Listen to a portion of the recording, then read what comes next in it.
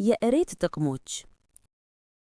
እሬት የማይሞተው ተክል ወይም ፕላንት ኦፍ ኢሞርታሊቲ ተብሎ የሚጠራ ሲሆን በተፈጥሮ ውስጥ ከሚገኙ በርካታ ጥቅሞች ካላቸውና ፈዋሽ ከሆኑት እጽዋት አንዱ ነው።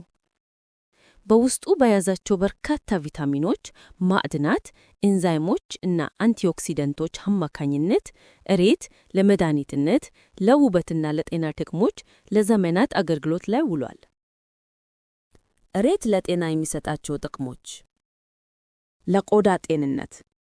እሬት በቫይታሚን ኤ፣ ሲ፣ ኢ እና ቢ12 የበለጸገ ነው።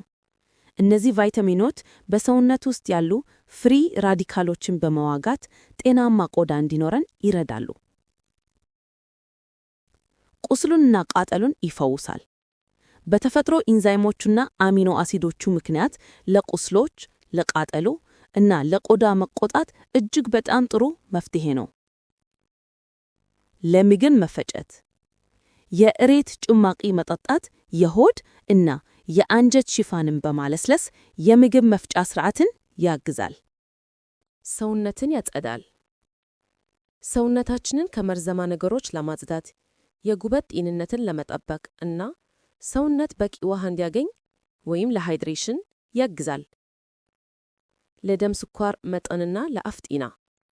አንዳንድ ጥናቶች እንደሚያሳዩት የእሬት ጭማቂ የደም ስኳር መጠንን ለማስተካከል እንዲሁም በአፍ ውስጥ ያሉትን ንጣፎች ወይም ፕላክ እና እብጠትን በመቀነስ የአፍ ጤናን ለማሻሻል ሊረዳ ይችላል።